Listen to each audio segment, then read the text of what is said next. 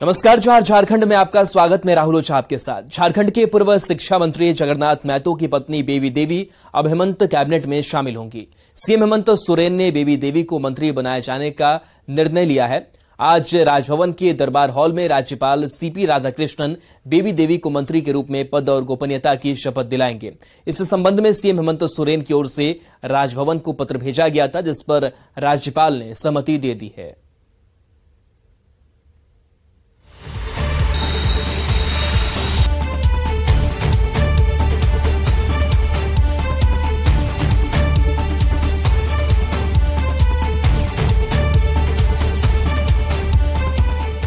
झारखंड के पूर्व शिक्षा मंत्री दिवंगत जगन्नाथ महतो की पत्नी बेबी देवी हेमंत सोरेन सरकार में मंत्री बनेंगी। बेबी देवी ने जीएमएम अध्यक्ष शिबू सोरेन से मुलाकात की थी। उसी समय से कयास लगाए जाने लगे थे। शुरुआत के दिनों में जगन्नाथ महतो के बेटे अखिलेश महतो का नाम इस पद के लिए सामने आया था, पर सूत्र बताते हैं कि अखिलेश महतो उम्र की अहर्ता को पूरा नहीं कर रहे थे। इस वजह से अखिलेश महतो मंत्री के कैंडिडेट नहीं बन पाए। हेमंत सोरेन के इस फैसले को झारखंड का मास्टर स्ट्रोक के रूप में देखा जा रहा है।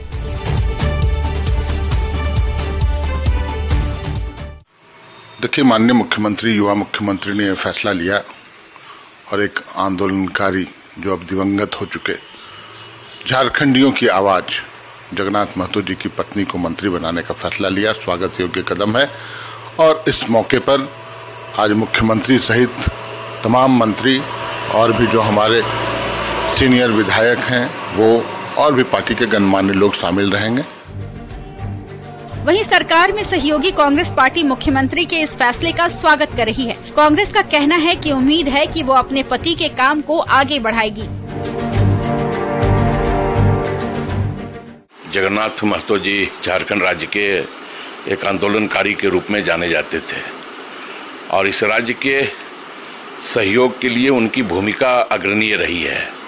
उनके निधन के बाद उनकी पत्नी को मंत्री के रूप में शामिल आज होंगी। वो स्वाभाविक तौर पे ये अच्छा बात है।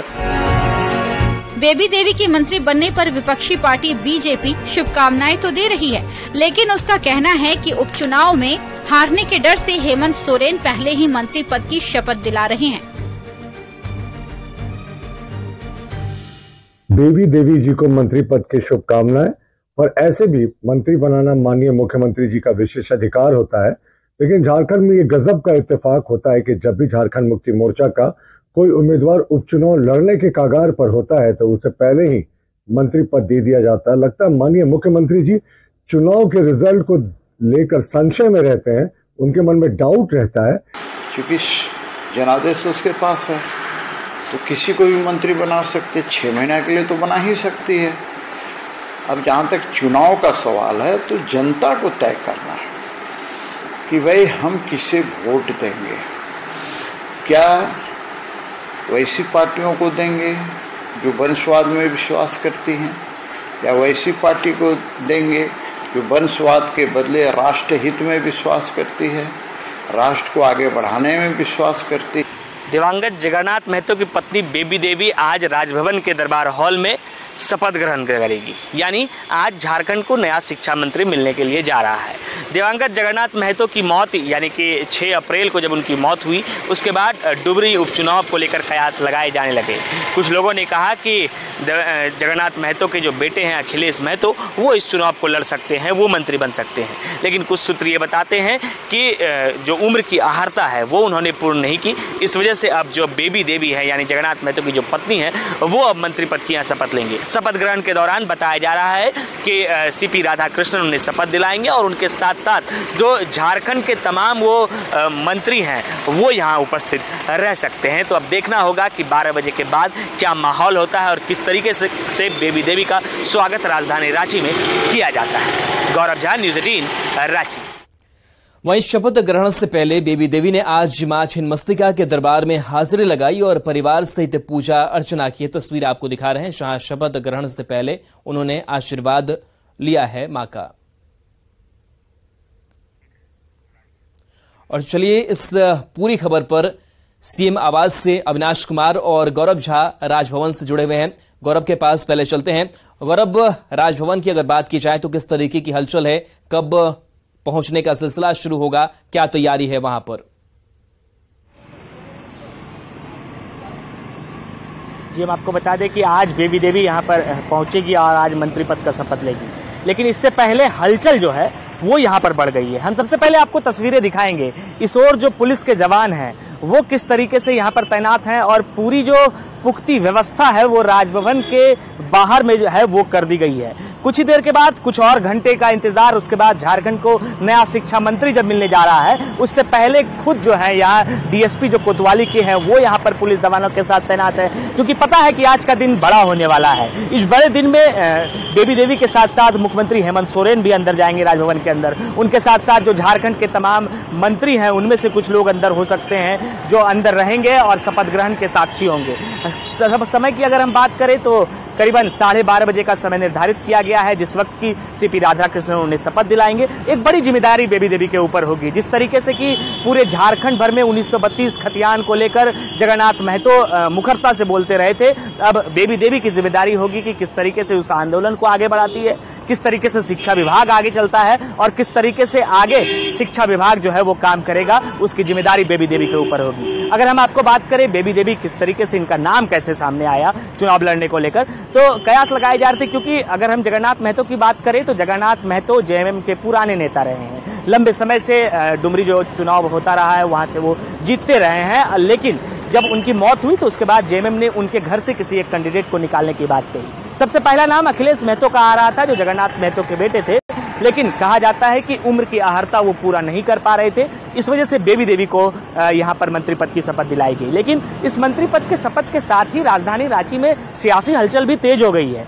जिस तरीके से सियासी बयानबाजी तेज हुई है, जिस तरीके से बीजेपी ने इस पर तंज कसा है, उससे पहले जेएमएम और कांग्रेस ने स्वागत जरूर किया है, लेकिन बीजेपी ने तंज कसते हुए कहा है कि हेमंत सोरेन कैबिनेट में ऐसा ये पहली बार नहीं है। इससे पहले भी हेमंत सरकार ये काम कर चुकी है, यानी पहले मंत्री बनाया गया, उसके बाद चुनाव लड़ाया गया। बीजेपी का आरोप है कि शायद हेमंत सोरेन को जो उपचुनाव है उससे डर लगता है, इस वजह से पहले मंत्री बना दिया जाता है फिर चुनाव कराया जाता है। तो अब देखना होगा जब आज बेबी देवी यहाँ पर पहुंचेगी। फिलहाल बताया जा रहा है कि मां छिन्नमस्तिका के पूजा अर्चना करने के बाद बेबी देवी रांची पहुंच चुकी है, उनके साथ उनके परिवार के लोग हैं, सब कोई रांची पहुंच चुके हैं। हेमंत सोरेन से मुलाकात होगी, उसके बाद राजभवन वो पहुंचेगी। चलिए, बिल्कुल गौरव बने रहिए हमारे साथ। अविनाश भी हमारे साथ जुड़े हुए हैं सीएम आवास से। अविनाश, सीएम आवास की अगर बात की जाए तो वहां किस तरीके की हलचल और जिस तरीके से हेमंत सोरेन का इससे मास्टर स्ट्रोक माना जाए, सियासी समीकरण, जातीय समीकरण का ख्याल भी रखा गया और जगन्नाथ महतो उनकी पत्नी को ये पद सौंपा जा रहा है, क्या तस्वीर आप सीएम आवास से देख पा रहे हैं? देखिए, ये हेमंत सोरेन सरकार में ये दूसरा मौका होगा जब मधुपुर उपचुनाव से पहले जिस तरह से हाजी हुसैन अंसारी का निधन हुआ और फिर हफीजुल हसन को मंत्री पद की शपथ दिलाई गई थी, उसके बाद मधुपुर का चुनाव हुआ था। और इसी तरह अगर हम डुमरी की भी बात कर लें तो जगन्नाथ महतो के निधन के बाद आज बेबी देवी, और अगर आप निधन से लेकर अब तक की अगर हम समय अवधि की बात कर लें तो तकरीबन 3 महीने होने को है और सभी लोग जानते हैं कि उपचुनाव 6 माह के अंदर कराना होता है। तो अभी और 3 महीने बचे हैं, इससे पहले उन्हें मंत्री पद की शपथ दिलाई जा रही है। मैं मुख्यमंत्री आवास के ठीक बाहर खड़ा हूं और जो जानकारी मिली है कि शपथ ग्रहण से पहले वो यहाँ पहुंचेंगी, मुख्यमंत्री के प्रति आभार व्यक्त करेंगी और उसके बाद फिर शिबू सोरेन से भी मुलाकात करेंगी, वहाँ उनका आशीर्वाद लेंगी। लेकिन इन सब के बीच जो बातें हो रही है, जो राजनीतिक गलियारों में जिस बात की सबसे ज्यादा चर्चा है कि आखिर इस तरह का निर्णय क्यों।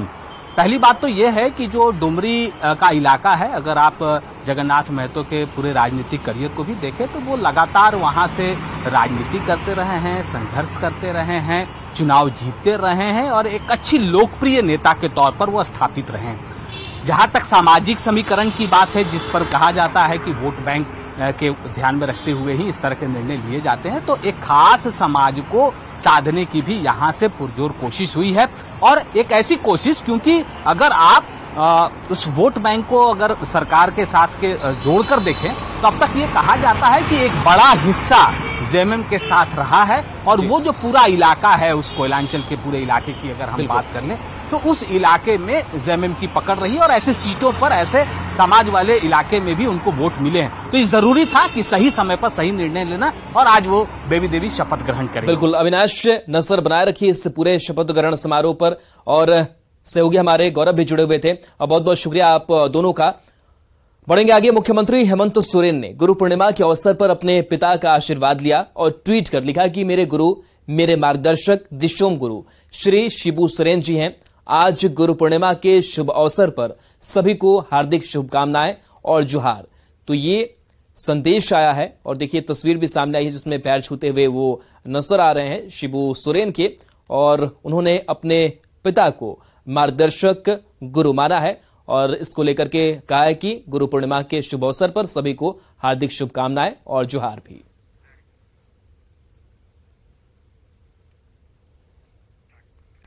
आज गुरु पूर्णिमा है, ऐसे में बाबा बैद्यनाथ मंदिर में भारी संख्या में श्रद्धालुओं की भीड़ उमड़ पड़ी है।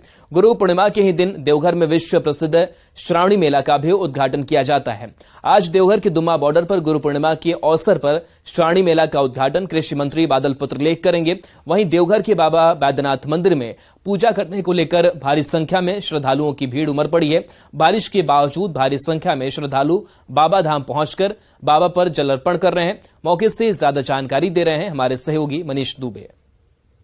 ज्योतिर्लिंगों में से एक बाबा बैद्यनाथ की नगरी, कहते हैं यहाँ सालों भर श्रद्धालु पहुँचते हैं और बाबा पर जलार्पण करते हैं। इस वक्त की आप तस्वीरें देखिए, आज गुरु पूर्णिमा का दिन है, खास मौका है जहाँ देखिए भारी संख्या में जो है श्रद्धालु पहुँचे हुए। श्रावण मेला का भी आज से आगाज होने जा रहा है। पूरा मंदिर प्रांगण जो है केसरिया रंग से पटा हुआ है।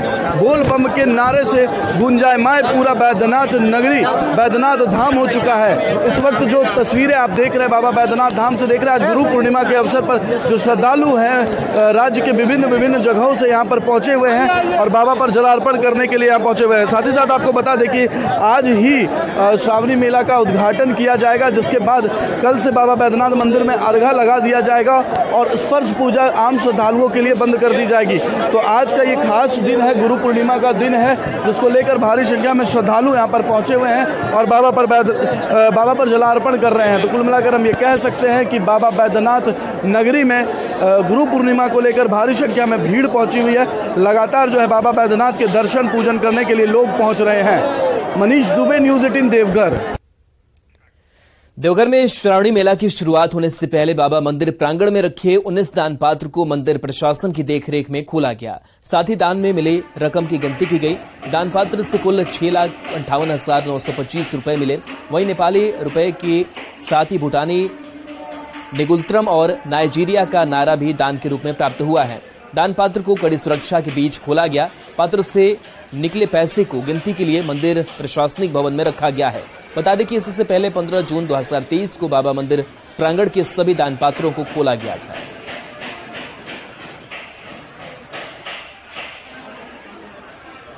दुमका के बासुकीनाथ धाम में श्रावणी मेले को लेकर तैयारियां पूरी कर ली गई है। वहीं श्रद्धालुओं को किसी भी तरह की परेशानी ना हो, उनके बेहतर सुविधा के लिए जिला प्रशासन द्वारा मेला क्षेत्र में टेंट सिटी का निर्माण कराया गया है, जिससे श्रद्धालुओं कांवरिया अपनी थकान को दूर कर सकेंगे। तकरीबन 1000 बेड का टेंट सिटी में लगाया गया है, जिसमें कूलर, पंखा सहित एलईडी स्क्रीन मौजूद रहेंगे। क्या है तैयारी, बता रहे हैं हमारे सहयोगी नीतीश कुमार।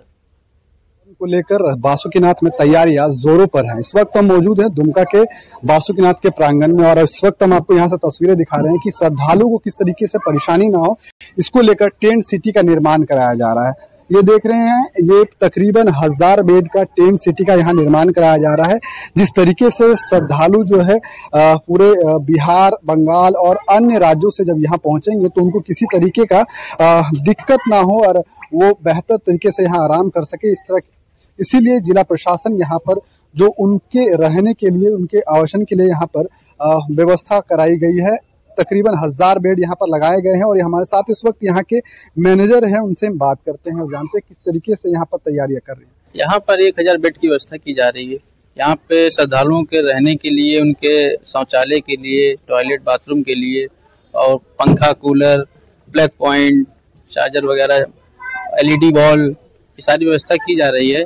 मनोरंजन के लिए एलईडी बॉल लग रही है, श्रद्धालु आएंगे दूर से, अपना मनोरंजन भी उतना उनका होता रहेगा। यानी कि यहाँ पर LED स्क्रीन भी लगाया है। हाँ, स्क्रीन भी लग रही है। हर एक सेट में एक लग रही है। कुल कितने यहाँ पर बेड लगाए जा रहे हैं? 1000 बेड की व्यवस्था है। तकरीबन 1000 बेड यहाँ पर लगाए जा रहे हैं। जो भी श्रद्धालु यहाँ पर आएंगे उनके रहने के लिए यहाँ पर और बेहतर एक सुविधा उपलब्ध कराया जा सके, इसको लेकर जिला प्रशासन लगातार कटिबद्ध है। नितेश कुमार, न्यूज़ 18, दुमका। गिरिडीह के पारसनाथ के शिखर जी में ट्रैकिंग करके बिहार के हसनपुर से आया एक युवक लौटते समय जंगल में भटक गया। इसकी सूचना मिलने के बाद स्थानीय युवाओं की टीम ने पुलिस प्रशासन के सहयोग से पूरे जंगल की छानबीन की और करीब 17 घंटे बाद उसे पारसनाथ पर्वत की घाटी से सही सलामत बरामद कर लिया गया। बताया जा रहा है कि बिहार के हसनपुर से शिखर जी में ट्रैकिंग करने आए युवक गुलशन सवाई का रास्ता भटक गया। उसका मोबाइल भी डिस्चार्ज हो चुका था। अंतिम बार घर फोन कर लास्ट लोकेशन शेयर करते हुए रोने लगा और बचाने की गुहार करने लगा, जिसके बाद परिजनों का रो रो कर बुरा हाल हो गया। खैर, स्थानीय युवकों ने पुलिस की मदद से 17 घंटे तक अभियान चलाया और युवक को सकुशल बरामद कर लिया। ट्रैकिंग के लिए मधुबन पारसनाथ पे आया था, जो कि हसनपुर बिहार का रहने वाला है और वो अकेले आया था। 5:12 पर उसका संपर्क उनके घर वालों से, उनके मित्रों से टूट गया था, क्योंकि उसका मोबाइल डिस्चार्ज हो गया था और वो मेन रास्ता छोड़ के वो घाटी की ओर भटक चुका था, जो कि निमिया घाट की ओर घाटी जाती है और जिधर खाई है उस ओर वो भटक चुका था। लगभग मेन रास्ता से 8 किलोमीटर वो अंदर जंगल की घाटी में चला गया था। झारखंड में अब गौशालाओं के लिए आसान नहीं होगा सरकारी अनुदान। गौ सेवा आयोग ने बगैर उपयोगिता प्रमाण पत्र के अनुदान देने पर रोक लगाने की तैयारी कर ली है। राज्य के निबंधित 23 गौशालाओं को अब तक आवंटित अनुदान राशि का पहले उपयोगिता प्रमाण पत्र देना होगा। ये रिपोर्ट देखिए।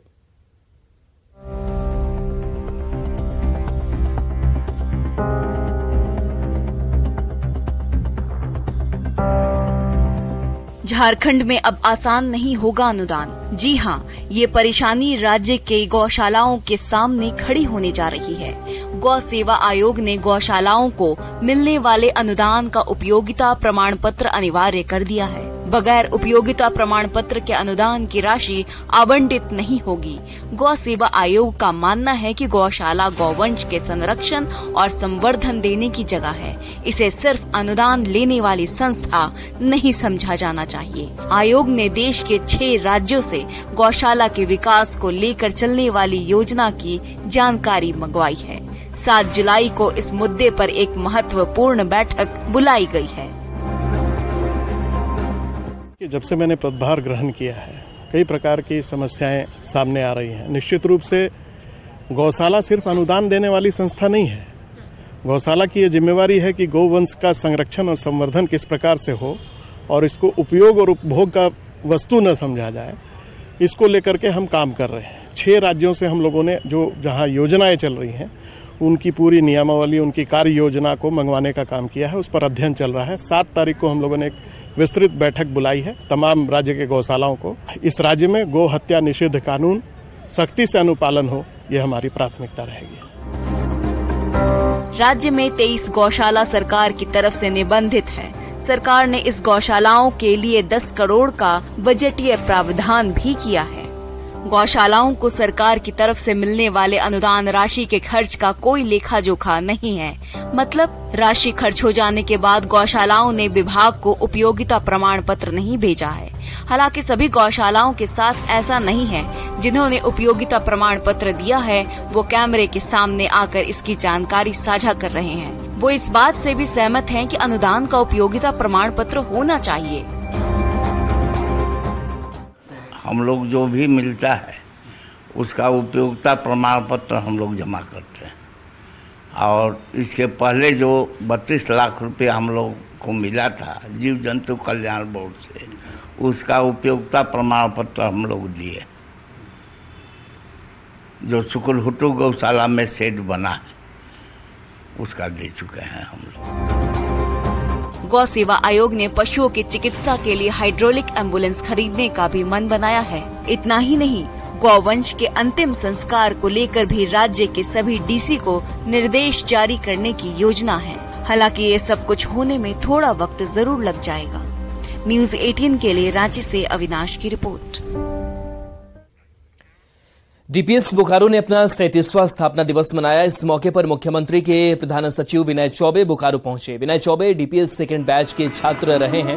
उन्होंने दीप जलाकर और केक काटकर कार्यक्रम का उद्घाटन किया। इस दौरान रंगारंग कार्यक्रम की भी प्रस्तुति की गई। वहीं पिछले 37 साल में स्कूल की ओर से किए गए काम और उपलब्धियों के बारे में प्रिंसिपल ने जानकारी दी। इस मौके पर विनय चौबे ने कहा कि यह हमारे लिए गौरव का क्षण है। उन्होंने स्कूल में होने वाले मंडे टेस्ट की वजह से ही इस मुकाम पर पहुंचने की बात कही।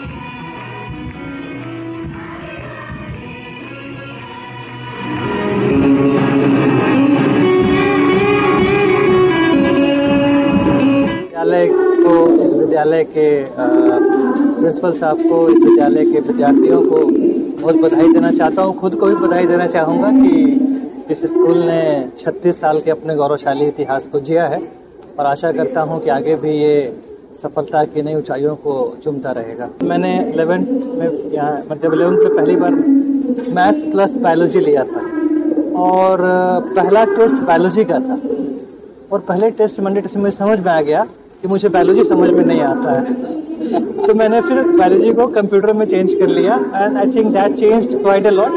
केवल फोकस आईटी पे रहा, उसके बाद आईटी किया, फिर आगे जो हुआ सो हुआ। और चलिए खबरें लगातार जारी है। एक नजर इस वक्त की हेडलाइंस पर।